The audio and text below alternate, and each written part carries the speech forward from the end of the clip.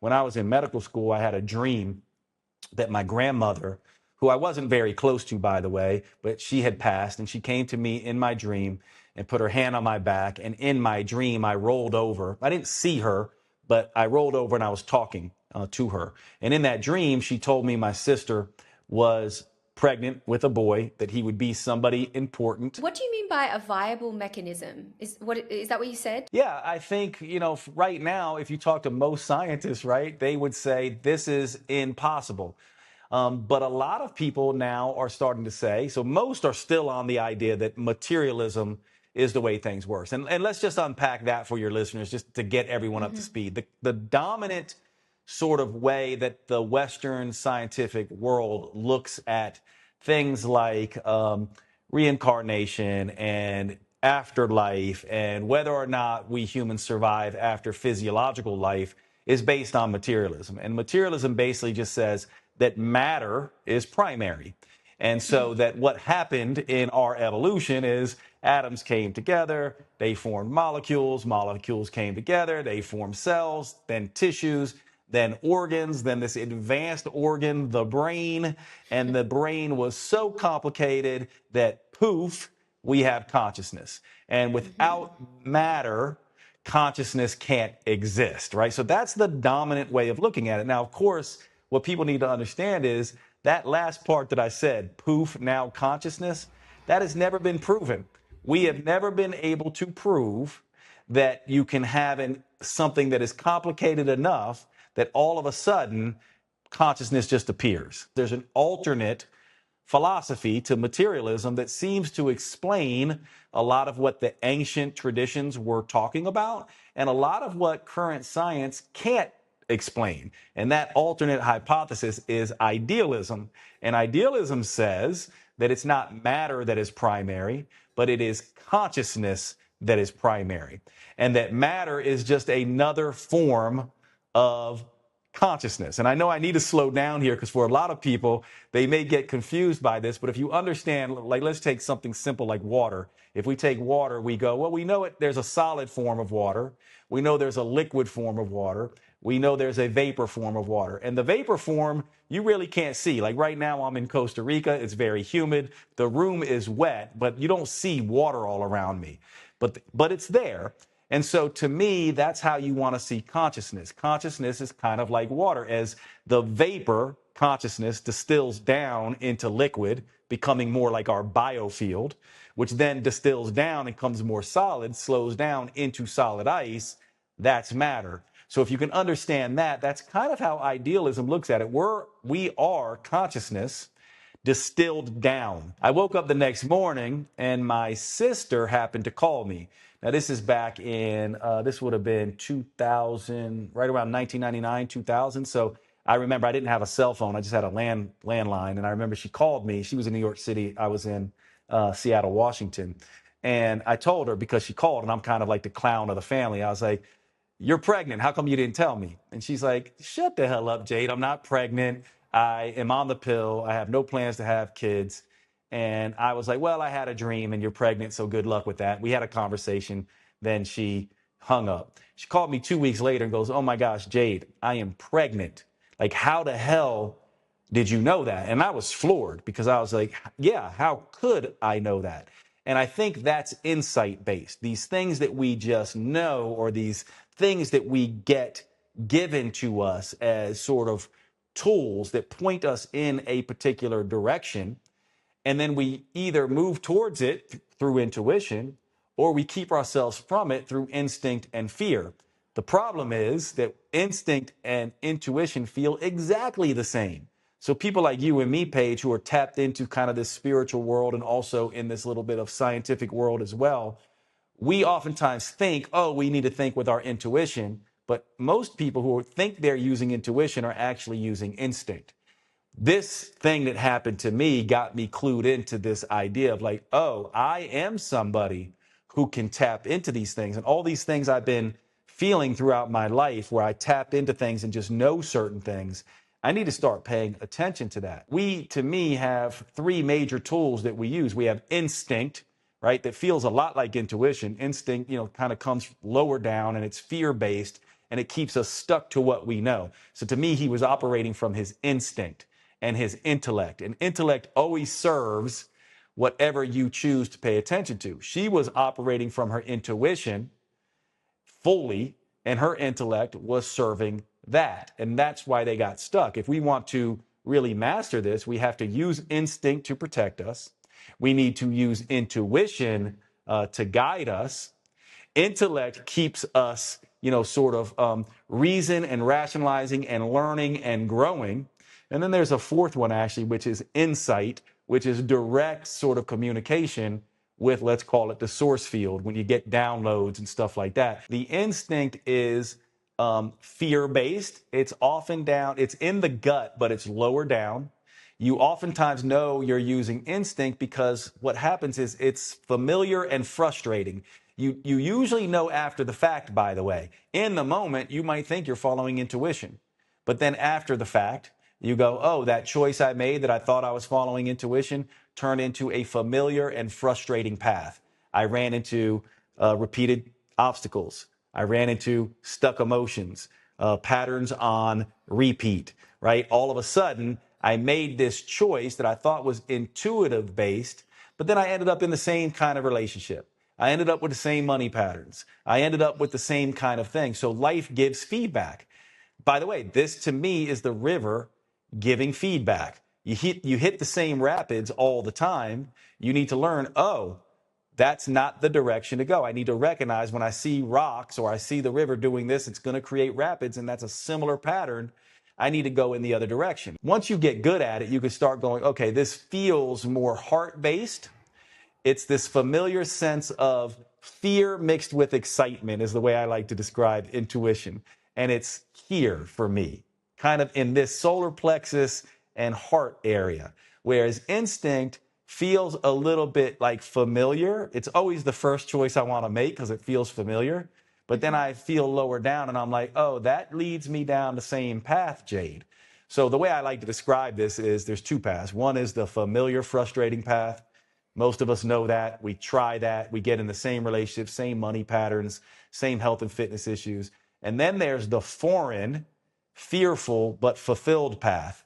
And when you start these two paths out, one feels a lot better than the other because it's familiar, but then it gets frustrating. The other one starts out foreign and a little bit fearful, but then it turns fun and fulfillment based. And the more practice you have with that, the more you're now being led through intuition. But it's not to say instinct isn't important, because as you go down that foreign, more fearful path, you do still need to protect yourself. So we are given all the equipment that we need, but instinct should be protective, not blocking growth, right? So another way to say it is intuition is all about growth. There's growth opportunity here. Instinct is all about safety. I need to keep myself safe. Most people operate from instinct, not intuition, and then their intellect just convinces them they're right.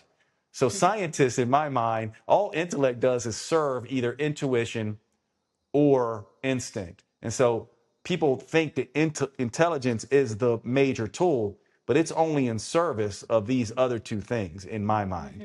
Money's just an energy. It's another energy, right? And it's another thing I think that if we want to play this game, we can basically go, oh, money is just another thing that we are given to master our ability to create and manifest. It's an outward, tangible thing that we can, kind of hold that's just really just an energy. And so with money, there's really three skills we need, right? We need to be able to earn money. We need to be able to save money, and we need to be able to manage money, right? So we need to have these three skill sets around money, and each of those are a different sort of energetic. Where instinct gets involved, let's say, is it goes, okay, I have seen money, and this is where conditioning comes in. So let's say me and you, I grew up in a lower middle class family. So for me, money was kind of scarce, and there were lots of messages around, we can't have that. Money doesn't grow on trees. Rich people are greedy. This is all this conditioning. And so conditioning is where instinct sits. Instinct looks around and goes, don't go to that watering hole because last time we were there was a crocodile. So I'll go to a different watering hole. So in this idea is that our conditioning around money shows up subconsciously as we're adults. And all of a sudden, we basically go, oh, I can earn well, let's say, because I'm a hard worker, because maybe we were conditioned to think we were a hard worker. So money comes in. But I've also learned money is not something that hangs around. It's hard to keep. Or if I have it, I'm not a good person, because people with lots of money are, gross. And then instinct goes, don't go there. That's bad. Right? What intuition says is no, money is just a growth thing. Right? It's just a thing for growth. So money turns into an intuitive thing when we go, I'm using it to grow. I've earned very big money in my life. I have not learned nearly as well to save and manage money well. So I've lived a millionaire lifestyle and I've crashed and burned. And then I've lived a millionaire lifestyle and I've crashed and burned. I'm on my third round of this now. So I'm breaking this particular pattern. But what ends up happening is I got to go, okay, I've got to see a different way of living and be differently next time. So what would that look like for me? One, I can downsize and go into a tiny home and live a millionaire lifestyle there, so I can live that millionaire lifestyle over the long run. Or two, I can upgrade and then I have to just keep earning more, but that's never going to last if I don't manage, right? And so what would happen to somebody, and this happens all the time, people win the lottery, right? They get millions of dollars, and we know through research what happens to them. They typically go broke again. We see this in sports, professional athletes that come from lower income families, oftentimes without handing their resources over to a money manager, they go broke pretty quickly. We've seen stories like this over and over again, and it's because they can't manage this. So if you're somebody who thinks you can just earn more, what are you going to do? Well, you're going to move out, you're going to get a bigger apartment, you're going to be back in the same situation. This happens all the time. More money, right? We even have sayings about it: more money, more problems, more money, better job, same amount in your bank account. That's what you're talking about. And that is a block to thinking, feeling, choosing, and acting differently. And oftentimes it starts with, no, I'm not going to downsize. And no, I'm not going to upgrade, right? So nothing changes by staying the same. There is something that does have to change in the physical world, right? So that's how I see that, if that makes sense. The energetics come along with the actions and behaviors. Both have to match. If they don't, things fall apart. Yeah, makes sense. Personal question for you: when you were living the millionaire lifestyle, what it sounds like is that you would get rid of your money really quickly. What kind of ways would you find to spend your money that, looking back now, you're like, well, that was definitely more of a nervous system capacity thing than me buying things for myself that I needed? Yeah, Paige, I was the typical man, right? I'm just like, that's not enough, more, right? More. I need more. I need to be more ambitious. I need a bigger car. I need a new car. I need a bigger house. I need, just more and more. And what I was doing for me is I was going, okay, when I make it and I'm as wealthy and as, have all the toys like all these other people, then somehow I've made it as an entrepreneur, right? And so I wasn't playing Jade Teta's game. I was playing the game that everyone else is playing. Have all the nice things, have the big stuff, have the cars.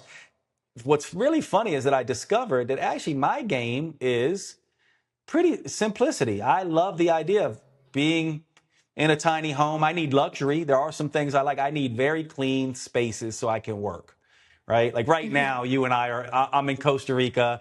We're having spotty internet. Stuff like that drives me nuts, right? Like I gotta have the best internet. I gotta have the best. I like the best towels. I like the best soap. I like the best all black everything. Everything's gotta match, but it doesn't have to be big and it doesn't have to be expensive. Like I used to be like, my sister laughs at me because she's like, you don't even look at the price tag. You just basically go, the most expensive thing is what you want. And I was playing that game because I had assumptions in my head that the most expensive thing was the best thing. And now I just go, no, I know what I like now. I like matte black. I like blacks and whites. I like, all this kind of stuff. And you can get that stuff relatively cheap. And so that's the shift I had to make. And then I had to go, I'm the kind of millionaire who lives in a tiny home, who drives a car that he's had for 10 years, who loves and has a luxury tiny home, but uses his extra money to help people out. And that was another thing I did, by the way. My pattern was to give tons of money away because from my perspective, I was like, why have money if you can't give it away. So at one point, my accountant said to me, you do realize you're giving about $5,000 away every single month, just to people, just in cash, just helping friends. We think we have to choose one or the other, but the truth is they're integrated, and they're integrated through our instinct, our intuition, and our insight. Right? We use all three. Our intellect is in service of that. But instead, we get confused and just want to use our intellect. And this is where science can, steer us wrong. And this is why we need artists and philosophers as well as scientists, because artists and philosophers they're more in touch with all levels, whereas the scientist is just in their intelligence or their instinct. There is no good or bad with money. Rich people aren't greedy. Money just makes them more of who we are. And that's where it comes in. So if you're instinct based, you will see the same patterns with money come up again and again.